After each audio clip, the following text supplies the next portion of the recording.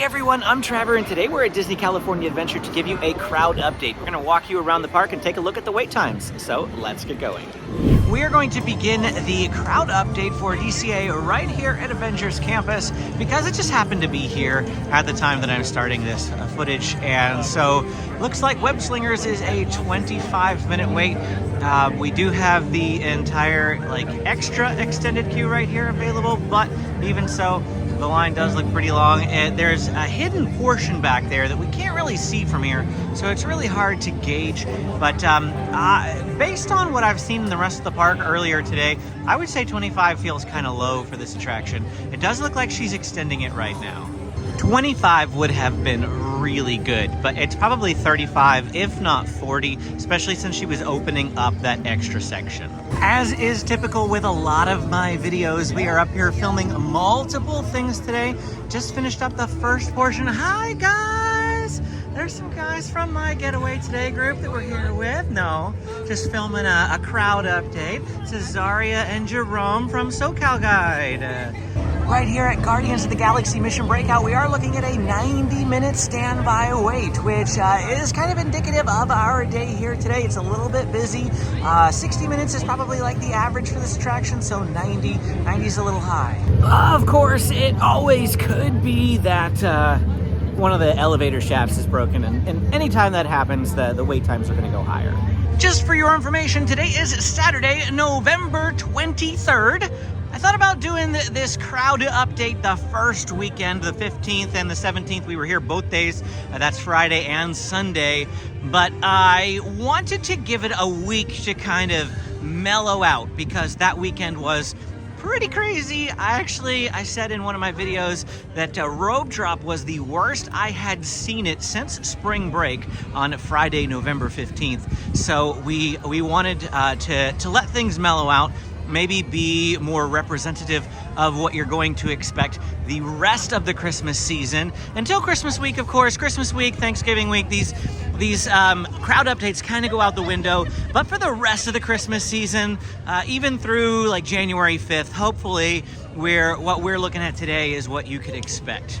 Monsters Inc. Mike and Sully to the rescue over here, looking at a 45-minute wait, which is not unheard of. That gets a long line usually. It is approximately 1:30 in the afternoon. That is also going to be helpful to you as you gauge the crowds in the walkways, you gauge the crowds in the rides as we look at those wait times. My goal with these crowd updates is always to help you make your own informed decision. I might have thoughts that we share, but you can see for yourself. You can see for yourself what the congestions look like, if there's too many people for you, or if those lines look too long for you, that sort of thing. Now, hopefully it helps you. Maybe you've got a trip coming up here soon and you want to know what to expect in a week or two. Maybe you're looking at planning a trip for next year and you want to know if this is a good time of year to come. The question that I often get is, what's the best time to come for the Christmas season? I actually really like the first week of December, and the reason I like that is because Thanksgiving is kind of past, but we have a good chunk before Christmas and schools are still in session. And that's going to be a big one because once schools get out for the Christmas break, then you're going to have a lot more families that are going to be coming. Of course, there's always families here anyway. Just because kids are in school doesn't mean there are no kids at Disneyland. There's always going to be families that are going to pull kids out early or whatnot. But once school's breaks hit, then things really start to get busier. Looks like as we head on over to Saurin, we are seeing a bit more congestion in the walkways. I can't even really see all the way to the other side of this path. There's just that many people crisscrossing back and forth. As we peek over here at Saurin, oh, my eyes. I think it's 50 minutes, but the font is kind of small. We'll get closer. All right, it does say 50 minutes, but if I was not looking at the standby wait time and I were just looking at this crowd right here, I would be shocked to find it any higher than 30. Like, there's just hardly anybody in line at the moment. And if we come over here and look at the lightning lanes, there's a few lightning laners going in right now. But other than that, there's not even a line for the lightning lane. Is that another one that's potentially broken? Is one side down? Hello? Is one side down? And that's why it says it's 50 minutes? Because or was it 50 not too long ago? And you should absolutely hop in line, because as soon as it drops down to like 20, you know everyone's going to be beelining it up here. So that's just, it's a guess. You have to learn to eyeball the lines, which is why we do this every month, because I want you to see the lines and I want you to learn them so that when you're here, you feel like the expert too. Oh, it's Pluto! It's Pluto! Shall we stop and take a look at all the crazies getting absolutely wet on a day that's like a high of 64 degrees and there's not even any sun out today? But you know, I always gotta remind myself that some people come from like 0 degrees and 60 feels like a heat wave. Heat wave! This is my island in the sun. But yeah, it's a 5-minute wait. See, there's absolutely nobody in the queue. So maybe they're not crazy. Maybe they're getting, you know, absolute prime ride time without having to wait 50 minutes or more. The path behind Grizzly River, one of my favorites for lack of congestion. It's a nice little secret path. Some people have asked for that video before. What about some secret paths? Not so secret per se, but less traveled paths that will get you out of the congestion and take you the same places. And this is one of my favorites. And we've got Nick and Judy back here doing meet and greets, since the Festival of Holidays has kind of taken over their usual area. It's Russell. Russell has deposed Nick and Judy. It's starting to sprinkle a little bit. Hopefully don't get rained out here. I don't have my umbrella in this park. It's over at Disneyland in a locker. Little Mermaid Ariel's Undersea Adventure says it's a 15-minute wait over there. Let's see if we can see the line as we walk down through here. Now, this is going to be the Festival of Holidays corridor with all the food booths and things that are up. So we will see a bit more congestion through this area, especially, you know, anytime you come to a food festival at Disney California Adventure, these booths off to the right do tend to push the crowds into a smaller, narrower pathway. Well, we can see the line for Little Mermaid. They're completely filled as far as we can see. Unfortunately, they still have some construction walls up over here around Little Mermaid. The line does go behind the construction wall, so it's not like that was the end of the line, but I can't see the line anymore. 15 minutes, we just have to take it at face value. Golden Zephyr, I actually see people on the stairs waiting to go up there. Still, probably not more than a 5-minute wait, at 10 at maximum, if they have to wait for like 2 ride cycles to go through. Golden Zephyr, I'm actually surprised with it sprinkling. I mean, it's not rain that cancels or closes Golden Zephyr temporarily, it's wind, and it's not really windy, even if it is slightly misting at the moment. Jumpin' Jellyfish currently posted at a 5-minute wait here on the signboard. Absolutely nobody in line. I know some people hate on Disney California Adventure, but we like these small rides, especially Jumpin' Jellyfish. One of our favorites that usually don't have much of a wait. Come over here to Goofy Sky School, and this one almost always has a wait unless you ride it in the morning. 45-minute standby line currently. Here is a look at the line. They do have actually quite a bit of space in here. I'm surprised they're not using, they're pushing people all the way out to here without actually using the interior spaces, but interesting just to look at the lines that posted at a 45-minute wait. One of the things that you have to watch out for during Christmas time is they have the Viva Navidad like performance thing. I don't know the actual name of the performance. Viva Navidad is like the area that we're in. And they have, well, I'll put a clip in of it right now. We saw it earlier. It's Donald Duck and Panchito and Jose? I can't remember if that's his name. But the Three Caballeros. They have the Three Caballeros coming out. And then they've got a bunch of dancing and this big giant doll thing. Somebody's probably going to crucify me in the comments for not knowing what that is. But yeah, feel free to tell me what it is. I learn things as we go, though, folks. I do. I learn things. So if you want to educate me in the comments, please do. I will be happy to learn about it. I'm sure it has something to do with Mexican culture. And my friend David from Big Red Journeys probably is shaking his head as he watches the video, but that's okay. Inside Out Emotional Whirlwind. Looking at a 15-minute wait here. Not even using the extended queue, just going up the ramp and straight into the attraction.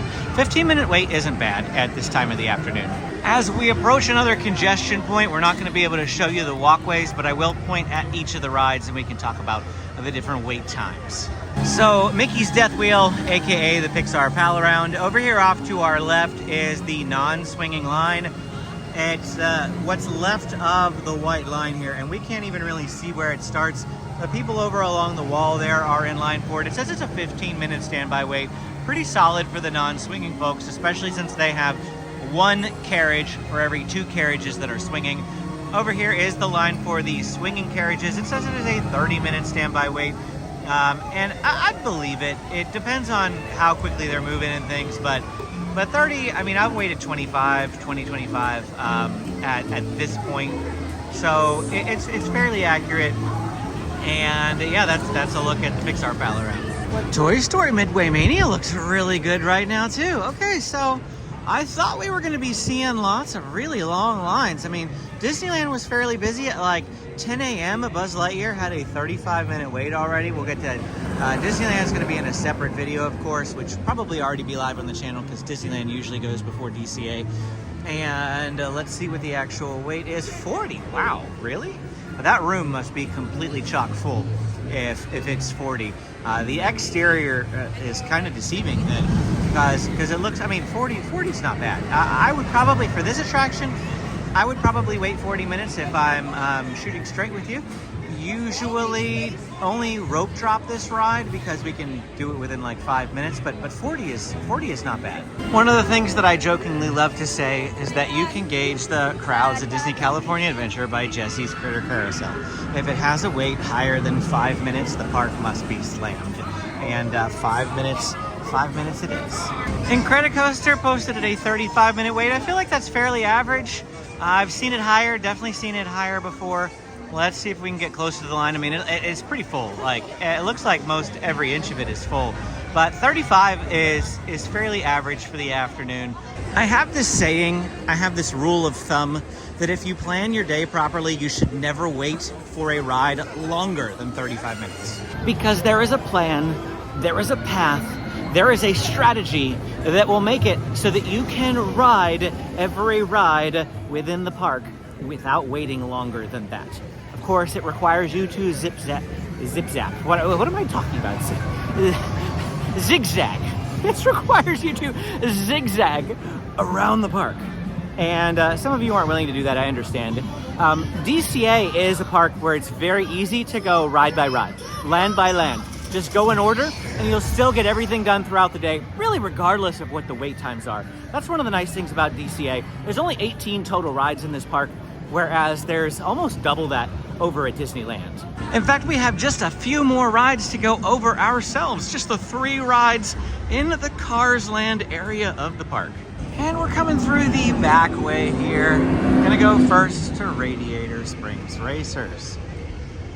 The back way, another lightly traveled path, cuts through San Francisco Square, which is a little bit busier, but the pathways back here are, generally speaking, nice and wide open. And I almost always opt to take these pathways. We're gonna redo the Disneyland tour and the DCA tour at the beginning of the year for 2025. And maybe when we do that walking tour, we do a walkthrough of the entire park and we show you, everything around. This one kind of does that, but not quite. We are cutting the camera a lot. Maybe the theme for those tours will be taking you on the secret pathways, if you will. Posted wait time at Radiator Springs Racers is a 55-minute standby wait. That's actually really, really good for what amounts to like 2 o'clock in the afternoon at this point. 55 minutes? Solid. I would have expected it to be like 90. I mean, that's what Guardians is, and usually Radiator Springs Racers is like one of the longest lines in the park. Let's come over here to Luigi's Joy to the World. Doors are closed.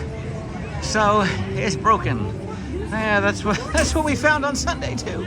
We tried to ride that twice on Sunday. It was broken both times. That happens with that ride all the time. See what I mean by how much more congested this pathway is? But of course, this is the more iconic Route 66 pathway, so this is why everyone wants to walk down it. Of course, it's the only way that you can get over to the cozy cones here as well. Oh, we got Snow Mater out again. That's just what I call him because he's Toe Mater, so Snow Mater. I'm sure that's not official. And Mater's Junkyard Jamboree, Jingle Jamboree. Sorry, 15-minute wait. Let's go in here and spy the line. 15-minute standby wait. Yeah, that's pretty manageable. That's manageable. It's probably 15. If they've got both sides open, which they do. There's a side over there. There's a side right here. They are both open. They're both running. Given that line, it's a 15-minute wait. So, I mean, that's really solid. Again, given what Disneyland was earlier this morning, I would have expected this to be a minimum of 20 minutes. So 15's pretty solid.